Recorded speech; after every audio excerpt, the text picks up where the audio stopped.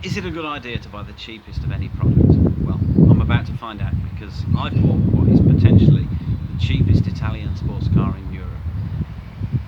What could possibly go wrong? It's a 2005 Alfa Romeo GT with the diesel engine. Very reliable piece of kit. Better roll the titles before something breaks.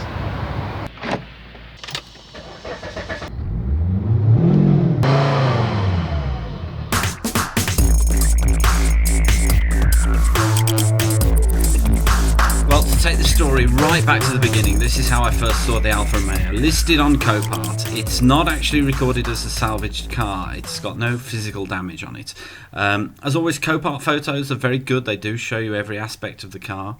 One of the most important aspects on this is that it shows the dashboard not lighting up, and to confirm that, the odometer part of the description is not showing your mileage. Well, you would make the assumption that the battery was flat, but you can never be 100% sure when looking at these cars. In the additional information, it said there was a clutch fault, so I was basing my bid on that. From a buyer's point of view, the Copart platform works really well if you can bid live. Unfortunately, I was on an aeroplane at the time the auction was finishing, and I had to pre-bid, which on this occasion actually did pay off, and I won the car, and 2 weeks later Copart delivered it round to the professionals, and this is what happened next. So this is the very first time I get to see this car. It's just been delivered from Copart, so we get to have a good look around it now, actually see it physically. Obviously missing the door handle there, which we knew about. It is of course an MOT failure. It's missing these grills at the front as well, which I'm sure they were there on the Copart photos. So I don't know what's happened to those. It's another bit of expenditure. But oh, there they are on the seat. Very good. Thanks for putting them there, Mr. Copart. And it's quite clean inside. I'm quite impressed how well looked after it's been. It doesn't smell anything unpleasant like that. The car was listed with this clutch fault, and when we looked, the pedals were right down on the floor. It's got a flat tyre. Do love a good Bertone badge. So all in all, the car is actually quite clean and tidy. There's a few little dinks on both doors, more of a touch-up sort of thing. We put the bump pack on it and it did run, which is very good, and it's my birthday again. 120,000 miles on the clock, which is very reasonable. I was really hoping that I was going to open this and the service history would be in there, but unfortunately there's no sign of it. It does sound like a tractor in here because it's very cold, and it hasn't run for a while. This label on here says it's been serviced about 500 miles ago, which is a bit of a bonus. The indignity of this was my first journey, the first drive I had in this, and we were being towed by a Vauxhall Brava. So for a couple of weeks the car sat there and we worked out what was wrong with the clutch, and unfortunately at this point I have to admit to making a bit of a cock up. I changed the clutch slave cylinder, and it was in fact just that little pin there that you see to the left of your screens had popped out and fallen down behind the footrest. The good thing is now that the car is drivable and I can take it in for an MOT just to find out all the things that are wrong with it, so I've got a list to work with before we do any repairs.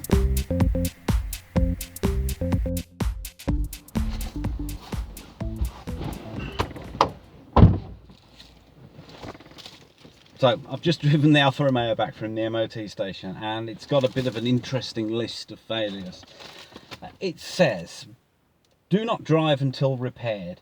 Brake disc in such condition seriously weakened near side front, offside front, near side rear, offside rear, subframe bolt missing, repair immediately, major defects, passenger door not being opened from the outside, direction indicator not working front, fog light not working, integral body structure or chassis excessively corroded, second one excessively corroded, third one excessively corroded, fourth one excessively corroded, exhaust system insecure central rear, suspension arm pin bush excessively worn near side front, same again, ball joint excessively worn offside front.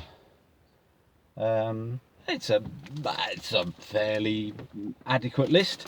Nothing is impossible. Obviously I weld, and putting new sills on it's not a problem. Replacement parts generally cure problems with cars. So I'm looking forward to the challenge. Why the hell did I buy an Alfa Romeo of all the stupid cars to buy? This is ridiculous. Every single bolt is a battle. Everything's rusty. It's driving me mad. Try and chisel off a bolt head because it doesn't go round.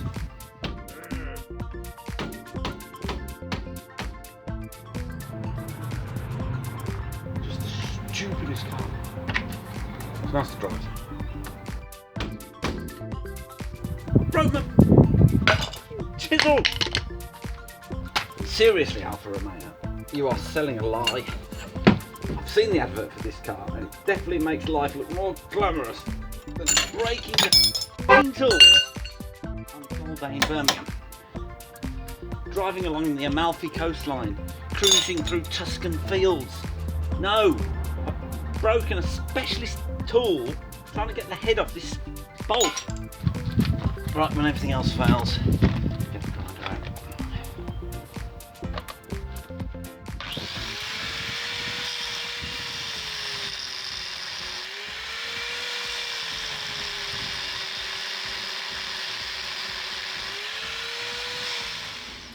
My Alfa Romeo has been sitting on the drive for 6 days because I couldn't progress past this point.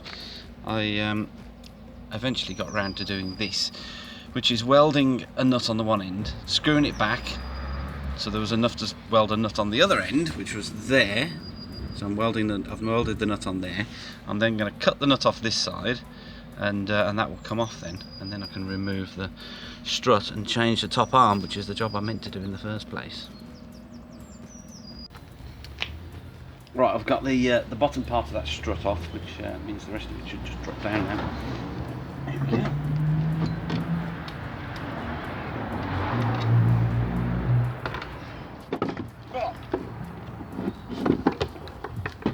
And there we go, there is the strut off.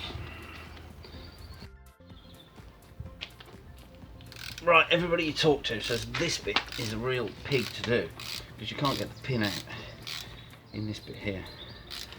So I'm going to have a look. I'm hoping that it's spent 6 days trying to get this right, that this bit's actually going to just fall apart.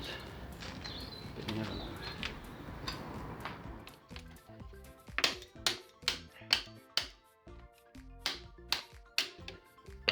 I'm sure the professionals have a better way of doing it, but it's done.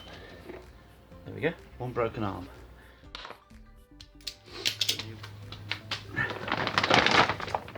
Right, anybody who knows anything about these cars says that they eat these top arms, and if you buy anything other than the genuine ones, they're no good. The TRW make the originals, I think. So this is what people tell me to put on. So that's all back together with a new top arm and a vented and grooved disc and new pads. So next up on the MOT failure list was doing the door handle. However, when I went to do that, I realised that the bottom hinge was broken and the door was dropping, so I had to take it all apart and repair that as well.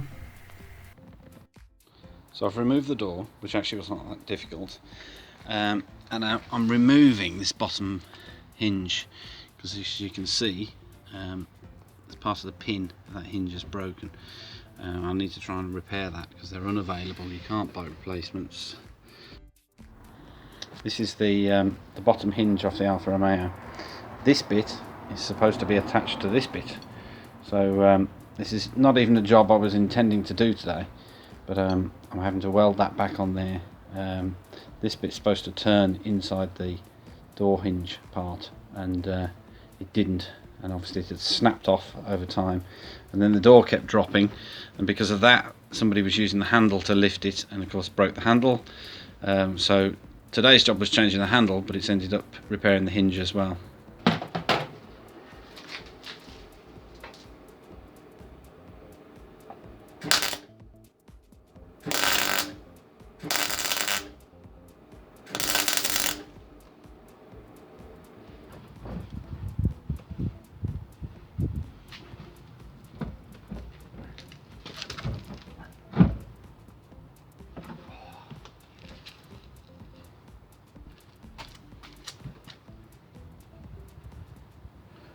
And there we've got the door back on.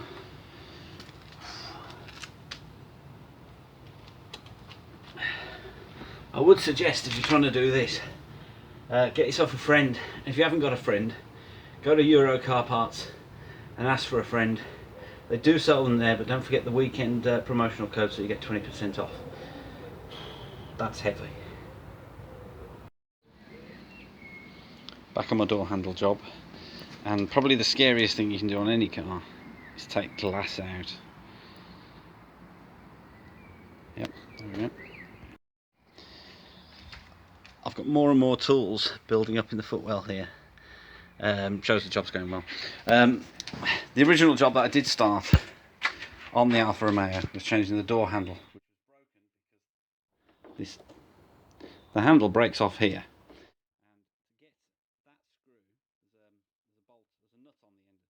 There's a nut on the end of there, and to undo that you have to take the glass out. So the glass is out, which is actually quite easy. Don't be shy of taking the glass out. There is an access hole just there, which is blocked by the window mechanism. So very well planned there, Alfa Romeo. And then you've got a Torx head screw there, and that's how you get the lock out. So we're about halfway through the repair of this Alfa Romeo. Next time we tackle the rust from hell on the sills of this car. Don't forget to like, share and subscribe if you've enjoyed watching anything today. And we'll finish this car and get it on the road as soon as we can.